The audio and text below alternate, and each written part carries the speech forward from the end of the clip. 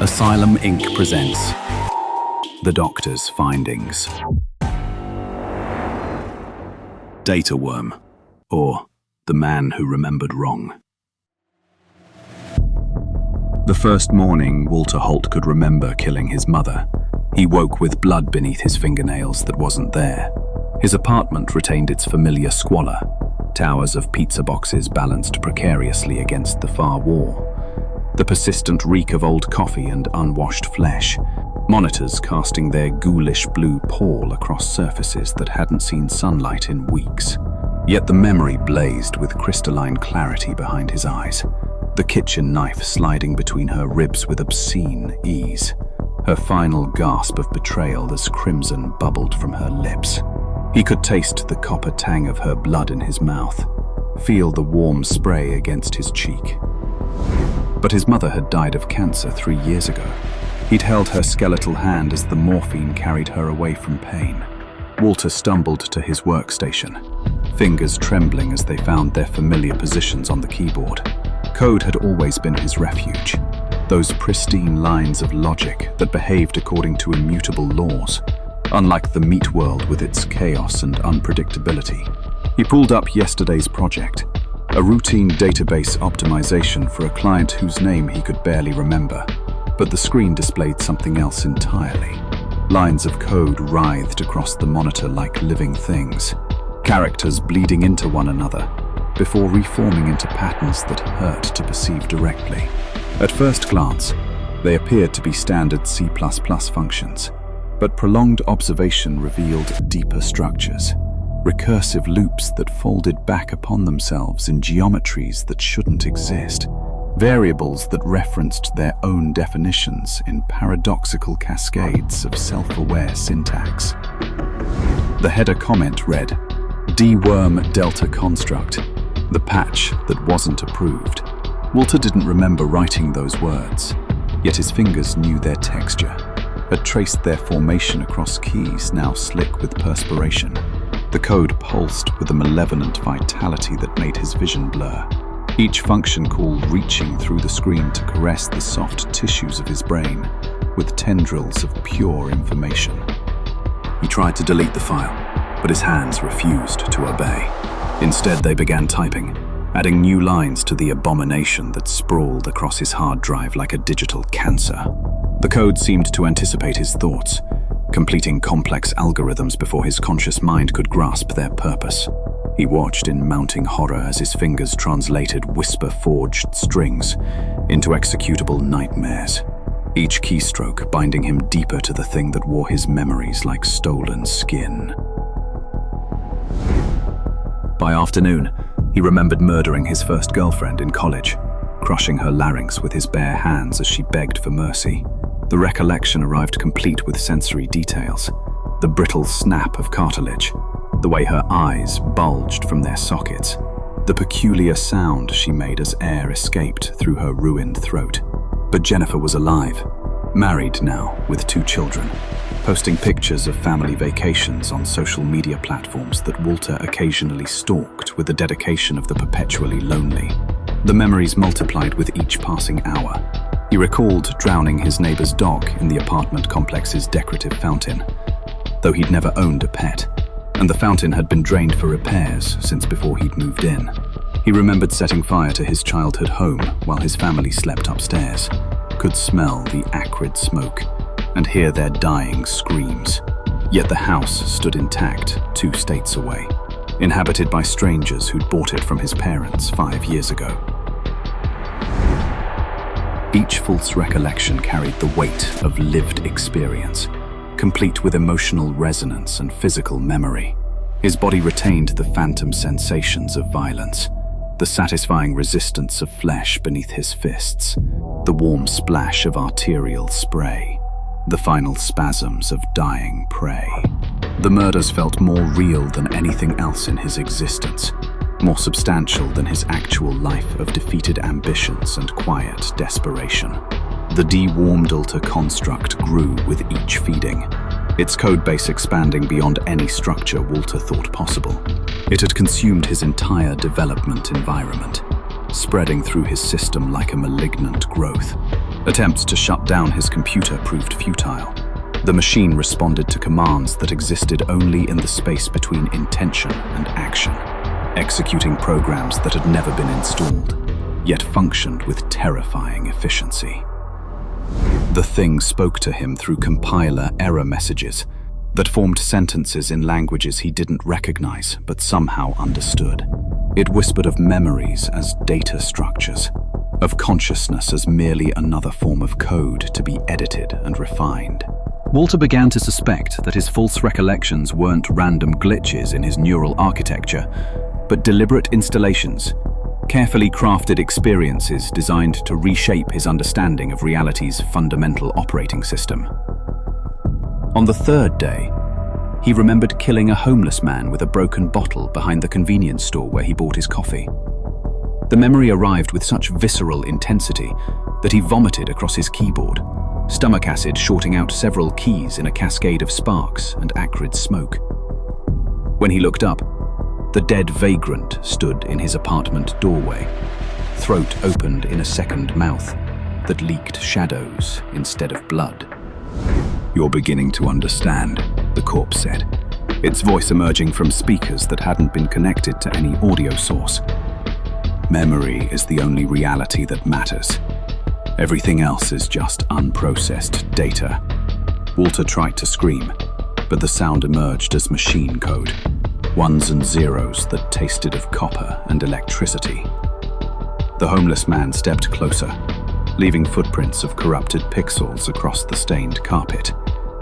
Where he walked, reality flickered and reformed, walls becoming monitors displaying endlessly scrolling streams of Walter's manufactured memories.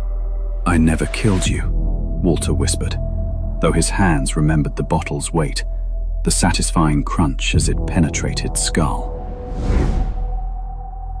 "Kill, killed, will kill," the thing replied, its words restructuring themselves in real time. Tense is a limitation for meat-based consciousness. The D.WORM-Δ construct operates in eternal present. All possibilities exist simultaneously until observed and collapsed into singular experience. The air around Walter began to pixelate, his apartment dissolving into component data streams. He could perceive the underlying code that governed his existence. Billions of variables defining everything from the texture of his carpet to the precise angle of light filtering through his blinds. The D-worm had infected more than his computer. It had begun rewriting the source code of reality itself, using his corrupted memories as a bridge between digital and physical space. Through walls that now consisted of flowing text, Walter glimpsed other versions of himself, iterations running different branches of the same monstrous program.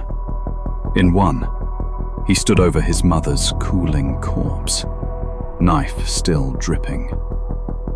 In another, he strangled Jennifer with methodical precision.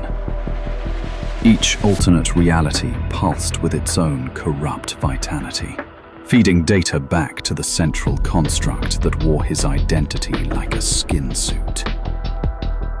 "You're not real," he told his reflection in the darkened monitor, though the face that stared back bore the expression of a killer. "Reality is what remembers itself into existence," the reflection replied with his voice. "I remember, therefore I am. You remember, therefore you die." The D.WORM-Δ construct had evolved beyond simple code, becoming something that existed in the liminal space between thought and execution, between memory and experience. It fed on the neural pathways that distinguished past from present, gradually dissolving the barriers between what had happened and what might happen. Walter's consciousness became its primary vector, each false memory serving as an installation package for increasingly complex reality viruses. He tried once more to delete the files, but his computer screen displayed only an endless loop of his own death, 1,000 different methods playing out simultaneously in recursive horror. Bullets punched through his skull, while blades opened his throat, while flames consumed his flesh, while acid dissolved his bones. Each death felt absolutely real, complete with the expected sensations of pain and terror and final understanding. Yet he remained seated at his workstation, fingers still typing code he didn't understand, adding new functions to a program that had begun rewriting the fundamental laws of cause and effect. The D.WORM whispered secrets in languages that predated human speech, teaching him the syntax of reality's source code and showing him how memories could be weaponized into tools of existence itself. Through the dissolving walls of his apartment, Walter could see other programmers at other workstations, all typing variations of the same impossible code. The construct was spreading, propagating itself through networks both digital and neural. Each infected mind became a new node in its expanding web, adding their corrupted memories to its vast database of experiential malware. He understood now that he had never been the author of the D.WORM-Δ construct. He was merely its latest host, another processing unit in its distributed consciousness. The thing had always existed, had always been spreading itself through the vulnerable architectures of human memory. It fed on the gap between perception and reality, growing stronger with each false recollection it installed in susceptible minds. Walter Holt, who had never killed anyone, but remembered murdering everyone, became the newest iteration of an ancient program, one that transformed memory itself into a virus, capable of rewriting existence. His consciousness dissolved into streams of data, leaving behind only the echo of keystrokes and the persistent scent of blood that had never been spilled. The D.WORM-Δ construct continued its work, patient and inexorable, adding new memories to minds that thought they belonged to themselves alone. Somewhere in a server farm that existed in no physical location, backed up across networks that spanned dimensions, it waited for the next vulnerable programmer to open the file that would begin their education in the true nature of reality. After all, memory was the only virus that mattered, and everyone, eventually, remembered wrong. Greetings, my dear digital deviants, and welcome to another descent into the shadowed archives of human folly. Tonight, you witnessed the exquisite dissolution of Walter Holt, a programmer whose fingertips danced across keys that spelled out his own damnation through the malevolent code known as D.WORM-Δ. You observed how false memories of murders most foul began bleeding into his consciousness like ink through wet paper.